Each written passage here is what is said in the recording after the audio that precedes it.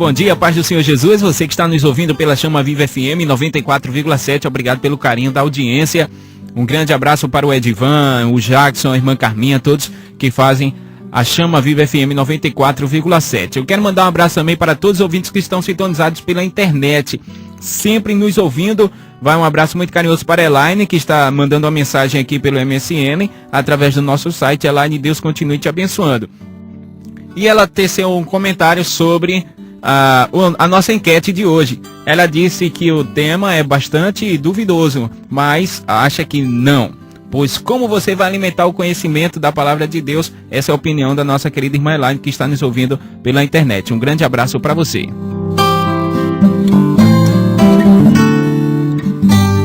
Olha, como já antecipamos, estamos aqui com a presença ilustre do pastor Altair Germano, servo do Senhor Jesus. Acima de tudo, não é isso, pastor? Bom dia, paz do Senhor Jesus. Paz do Senhor, querido, paz do Senhor a todos aqueles que são ouvintes da Chama Viva.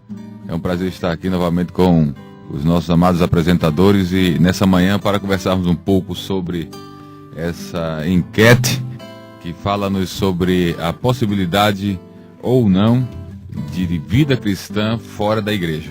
Pastor Altair, bom dia, paz do Senhor, pastor. Mais uma vez, seja bem-vindo. Paz do Senhor, Jailson. Como já falei, a alegria é toda nossa. Pastor Altair, aproveitando a oportunidade, iremos falar um pouco também, antes de entrarmos nesse tema, onde os ouvintes estão participando, se existe vida cristã fora da igreja, sobre o seu livro, pastor. O senhor está lançando aí mais um belíssimo livro, né? Que fala, no ano do centenário da igreja, da Assembleia de Deus no Brasil, fala sobre o batismo com o Espírito Santo. Perspectiva sobre um olhar crítico do pentecostalismo clássico. Fala um pouco, pastor, desse livro aí, onde é que a gente pode encontrar do conteúdo desse livro. Um livro com certeza que irá enriquecer a nossa vida espiritual.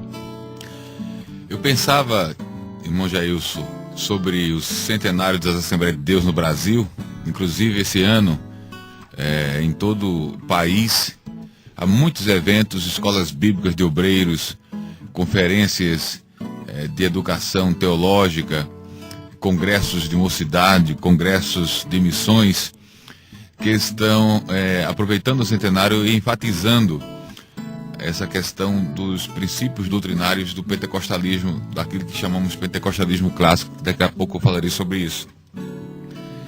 Então, pensando nisso e analisando a importância dos 100 anos em termos históricos, nós entendemos a necessidade de resgatar ou de fundamentar mais ainda algumas doutrinas basilares do pentecostalismo, para que a gente tenha, através do fortalecimento do entendimento dessas doutrinas, a possibilidade de, até a volta de Jesus, estarmos firmados nelas. Inclusive, a próxima lição de escola bíblica dominical que são publicadas pela CPAD vai também enfatizar a doutrina do Espírito Santo, os mais diversos aspectos da pessoa e da obra do Espírito.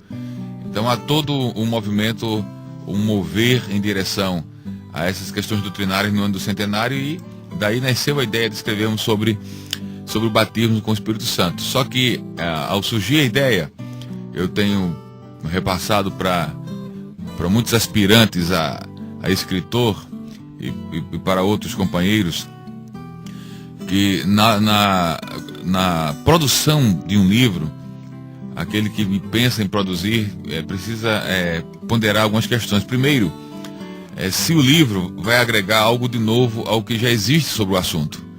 Há muitos livros que são meros recortes daquilo que já foi escrito, reprodução literal, e inclusive alguns chegam a beirar o plágio daquilo que já foi escrito. E o plágio, só para que aqueles que nos escutam entendam do que significa, é quando você se utiliza de textos escritos por uma outra pessoa sem citar a fonte. Você pode, numa obra, escrever parte de textos que outros escritores já escreveram, mas citando a origem da fonte, quem escreveu, o ano da obra. Então, quando você repete um texto de alguém, ou transcreve literalmente, e e não cita, isso configura o plágio.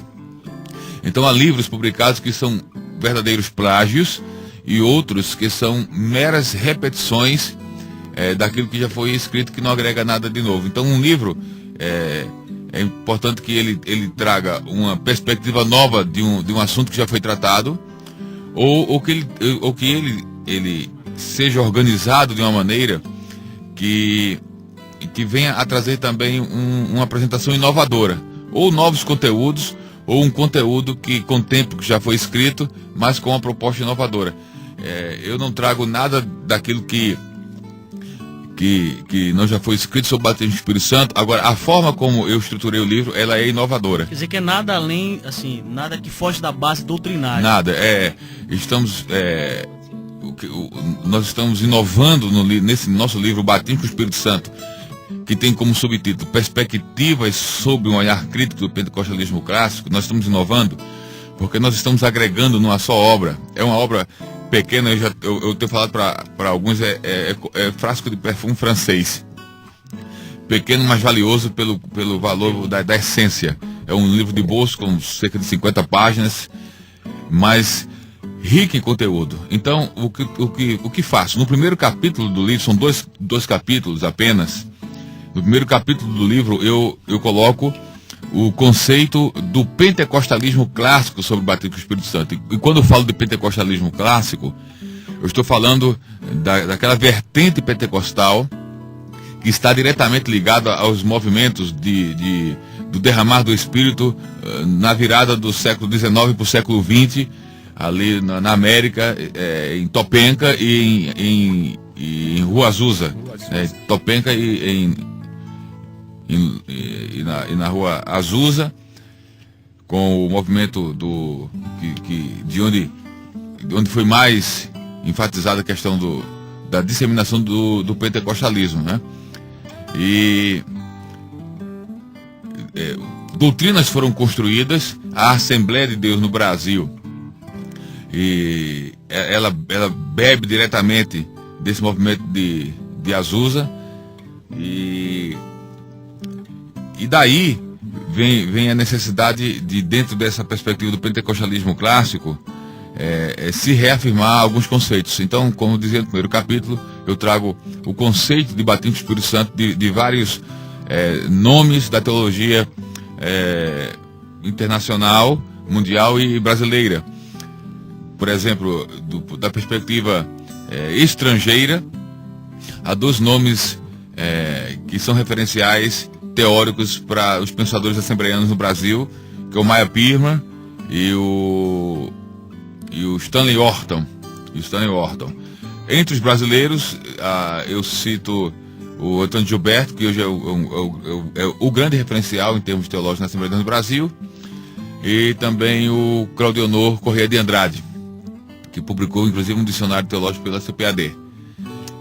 Então, dessa forma, no primeiro capítulo, eu fundamento o que é o batismo com o Espírito Santo nessa perspectiva do pentecostalismo clássico, e também faço já no primeiro capítulo a diferença entre o batismo com o Espírito Santo e o batismo novo. E o batismo. Aí tem uma coisa interessante. Você já citou uma coisa muito interessante. Já está contando os mistérios. Não, mas é que tem uma coisa interessante no livro. Há uma grande confusão em torno das terminologias sobre o batismo do Espírito Santo, que eu trato também no livro. Por exemplo, as pessoas ficam em dúvida.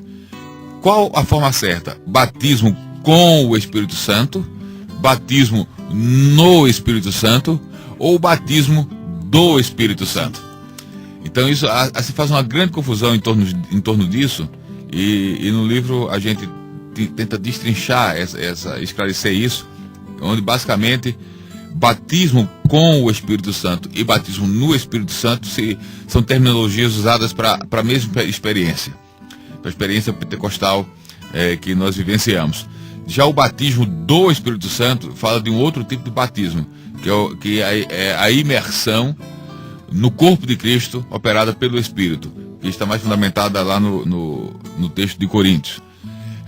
Então, no primeiro capítulo eu faço algumas distinções, mas basicamente coloco a perspectiva clássica e a distinção entre o que é batismo com o Espírito Santo e regeneração, que é o batismo do Espírito Santo, ou que está envolvida com o batismo do Espírito Santo. Então no livro eu trato disso no primeiro capítulo, e no segundo capítulo eu reúno uma série de pontos de vista contrários à nossa perspectiva sobre o batismo com o Espírito Santo.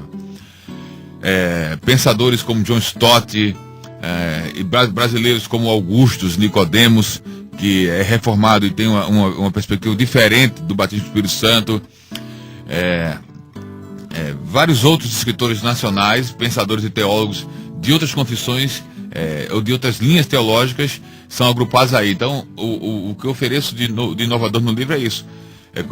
Agrupando as nossas perspectivas, as perspectivas que divergem da nossa, confrontando-as e chegando lá no final a uma conclusão de que há uma validade na forma de entendermos, na maneira que nós entendemos o batismo com o Espírito Santo. Então quem adquirir a obra vai ter na mão a condição de defender o batismo com o Espírito Santo da perspectiva do pentecostalismo clássico. Então tem muita gente no meio assembleiano, muita gente batizada com o Espírito Santo, mas não sabe defender o batismo com o Espírito Santo, não sabe nem definir direito o que é o batismo com o Espírito Santo. E essa obra vai ajudar nesse sentido. Vem ajudar. Pastor Altair, de que maneira, de que forma os ouvintes estão aí, internautas por todo o Brasil, estamos pela 94,7 aqui em Recife, toda a região metropolitana, de que maneira, de que forma, antes da gente entrar no tema sobre a questão da vida cristã fora da igreja, onde a gente pode adquirir esse livro, de que forma eu posso adquirir, os ouvintes podem adquirir esse livro, e com certeza, como eu já disse, vai ser muito bom para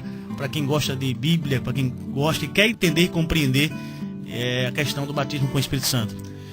Bem, Trajano, o livro, ele está quentinho, saiu da editora, foi publicado pela Arte Editorial, uma editora que tem crescido no Brasil, sediada em São Paulo, com outras publicações muito interessantes. E esse livro, a Arte Editorial já está fazendo o trabalho junto às livrarias, ainda não está disponível nas livrarias, porque está recém-saído mesmo na editora. Isso tem a questão de logística, né? Claro. Mas daqui a alguns dias eu penso que nas livrarias CPAD, na Luz e Vida e até em livrarias seculares, vai ser possível aqui em Pernambuco e em todo o Brasil os queridos ouvintes adquirirem a obra.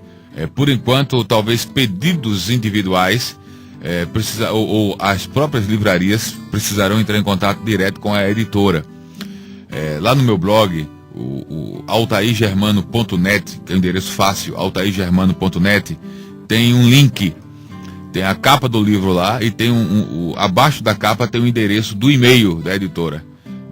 E é editora@arteeditorial.com.br. Tá lá no blog, altairgermano.net, você entra lá e tem o endereço do e-mail da editora. Você pode passar um e-mail e fazer o pedido, né? O livro, o preço de capa dele vai ser R$ 9,90. Vai ser vendido nas livrarias com esse preço. Bem acessível. Bem acessível. E livrarias e os irmãos podem passar o seu e-mail lá para a Arte Editorial, através do editora@arteeditorial.com.br, e fazer o seu pedido e certamente serão atendidos. Mas muito em breve estarão aí nas livrarias. Ou os irmãos aqui em Abreu e Lima, alguns exemplares já vieram diretamente para as minhas mãos, podem adquirir pessoalmente comigo aqui, na igreja, na faculdade, nos dias, principalmente na terça e na quarta-feira. E aqueles que nos escutam fora aqui do estado, nas minhas agendas, que podem também ser conhecidas lá no blog, eu estarei levando os livros lá para disponibilizar para os irmãos. Agora, no final de semana, eu estarei na cidade de Natal, participando de um evento lá, em termos de palestras, nesse evento, num retiro, num acampamento de uma das igrejas de Natal. E no domingo sigo para Mossoró, onde ministro no congresso, lá num grande congresso de mocidade que realiza anualmente nesse período do carnaval, na segunda e na terça. Então, lá no Rio Grande do Norte, Natal e Mossoró estarão recebendo o livro esse final de semana. Pronto, você está atenado aí no site do pastor Altair, altairgermano.net, você vai ter essas informações e vai poder adquirir. Vamos a uma canção e daqui a pouco a gente volta para falar sobre o tema da enquete de ontem e de hoje. Existe vida cristã fora da igreja? Ligue e participe, 3207-1901, opção 2. E daqui a pouco a gente vai aqui tentar compreender isso. E o nosso pastor Altair Germano vai falar um pouco sobre esse tema à luz da palavra de Deus.